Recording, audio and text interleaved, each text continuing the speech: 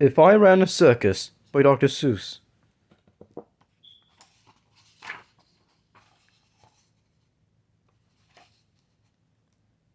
This book is for my dad, Big Ted of Springfield, the finest man I'll ever know. In the whole town, the most wonderful spot is behind Sneelock's store in the big vacant lot. It's just the right spot for my wonderful plans, said young Morris McGurk, if I clean up the cans. Now, a fellow like me, said young Morris McGurk, could get rid of this junk with a half-hour's work. I could yank up some weeds, and chop down a dead tree, and haul off those old cars. They're just 2 or 3. And then the whole place will be ready, you see. All ready to put up the tents for my circus. I think I'll call it the Circus McGurkus. The Circus McGurkus, the world's greatest show on the face of the earth, or wherever you go. The Circus McGurkus, the cream of the cream. The Circus McGurkus, the Circus Supreme. The Circus McGurkus, colossal, stupendous, astounding, fantastic, terrific, tremendous. I'll bring in my acrobats, jugglers, and clowns from 1,033 faraway towns to the place that you'll see 'em, ladies and gents, right behind Sneelock's store in a great McGurk tent. And I don't suppose old Mr. Sneelock will mind when he suddenly has a big circus behind. After all, Sneelock is one of my friends. He might even help out doing small odds and ends. Doing little odd jobs he could be of some aid, such as selling balloons and pink lemonade. I think 500 gallons will be about right, and then I'll be ready for opening night. What an opening night! What a night! What a sight! I'll hoist up the curtains, the crowds will crowd in, and my Circus McGurkus will promptly begin with a welcoming toot on my welcoming horn by my horn-tooting apes from the jungles of Jorn, where the very best horn-tooting apes are all born, 'cause the very fresh air there's fine for the lungs, and some of these fellows have 2 or 3 tongues.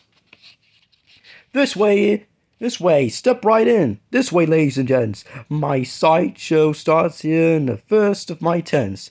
When you see what goes on, you'll say no other circus is half the great circus the great Circus McGurkus is.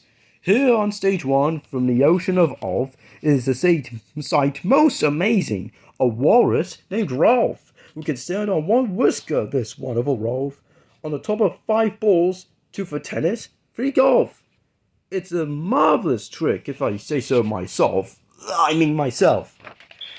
And on stage number 2, here's something quite new. From a country called From comes the drum-tummied snum, who can tune any tune that you might care to hum.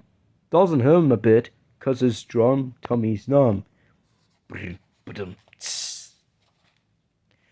And you'll now meet the Foon, the remarkable Foon, who eats sizzling hot pebbles that fall off the moon.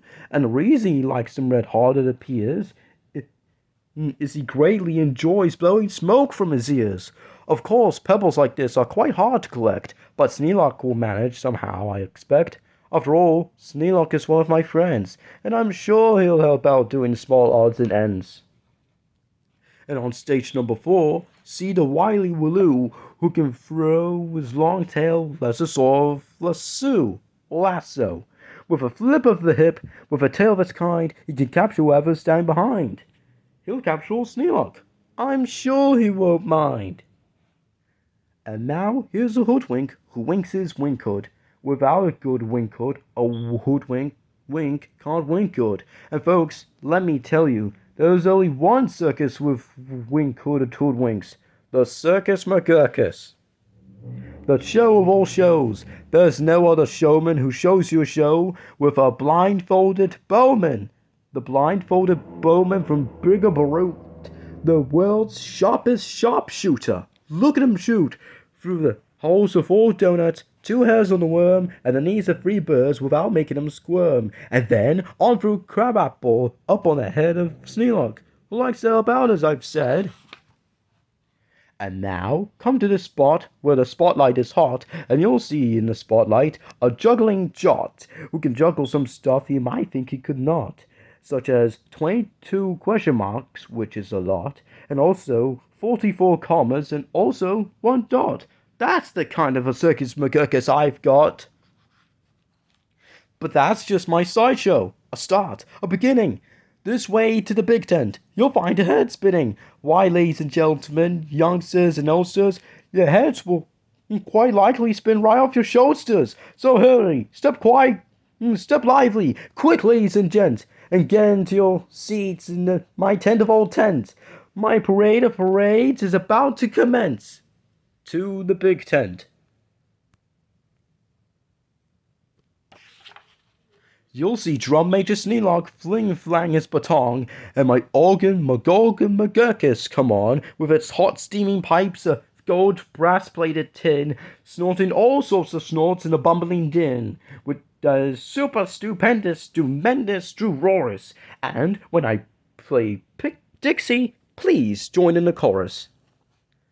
Then a fluff-muffled truffle will ride on the huffle, and next in the line a fine flummox will shuffle, and the flummox will carry a lure to his pail, and the Vibble will carry the flummox's tail, while on top of the flummox, free harp twanging snap will twang my twangs on the free snapper harp, while a bolster blows bloops on a free nozzle blueser, a nozzle blows floops on a one nozzle newser, and then comes a lion who's partly a trout, then more stuff for 45 minutes about.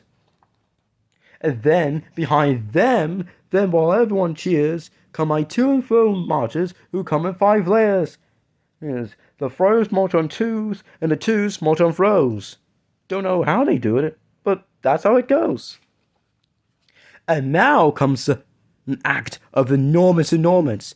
No former performer has performed this performance. This stunts too grippingly, slippingly frightening, down from the top of my tent like grease lightning, through parts full of lots of big sticklebush trees, slice a man, what a man, on his roller skate skis, and you'll steer without fear, and you'll know at a glance that Sneelock, the man who takes chance after chance, and he won't even rip a small hole in his pants. And now here, in his cage, is a beast most ferocious, who's known far wide as the spotted atrocious, who growls, howls, and yowls the most blood-curdling sounds, and each tooth in his mouth weighs at least 60 pounds, and he chews up and eats with the greatest of ease things like carpets, sidewalks, people, and trees. But the great Colonel Sneelock is just the right kind of a man who can tame him. I'm sure he won't mind. Then I'll let Sneelock off for a few minutes rest, while high over your heads you'll see the best of the world's finest, fanciest, breezy trapezing, my Zuma Soup troupe from West Upper Bendizing, who never quite know while they zoop and they zoom whether they will catch what one or who will catch whom or who will catch which and by the what and just where or just when and just how and which part of the air. I run a circus, my Circus McGurkus. My workers love work. They'll say, work us, please work us. We'll work and we'll work up so many surprises you never see half if you had 40 eyes.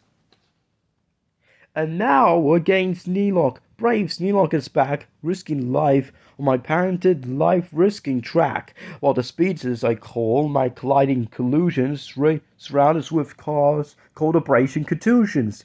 And Sneelock just lies there, not one bit excited. I'm sure he won't mind. He'll be simply delighted. And here, in a contest of brute strength and muscle, Kid Sneelock, my champ of all champs, will now tussle and wrestle beasts called the Grizzly Ghastly, and slap him around, then I'll slap him down fastly, and pin both his shoulders tight flat to the mat. Kid Sneelock will love it. I'm sure about that. And while that goes on there, look at this go on here. And have you heard of my herd of through horns jumping deer? every deer jumps through horns of another pell-mell, while his horns are jumped through at the same time as well, by a deer whose horns also being jumped through by another who's having his horns jump through too, which I'm sure trainer Sneelock will train him to do. Then the whole tent will ring with hoorays and wild shouts when I wheel in my whales and they turn on their spouts. First, my whale number 1 will, with an aim that aims true, spout a spout that spouts Sneelock to whale number 2. And then whale number 2 spouts his spouts like a gun that spout spouts old Sneelock right back to whale 1, and then forwards and backwards on spout after spout, my great spout rider Sneelock gets spouted about, just as long as the water spouting holds out. Then my tournament night, noble apes without fears, Sir Hector, Sir Vector, Sir Bobson for Sir Beers, Sir Hawkins, Sir Dawkins, Sir Jocks and Sir Jeers clattered into the tent, and while everyone cheers, stage a roustabout joust with the boxing glove spears. And while all this wild ruckusing goes on below, at the top of my tent, look! The star of my show! Great daredevil Sneelock, the world's bravest type. He comes pulled through the air by 3 Subrian snipe on a dink contraption attached to his trademark pipe. And while people below all turning chalk white and all biting their fingernails off in their fright, great Sneelock soars up to a terrible height.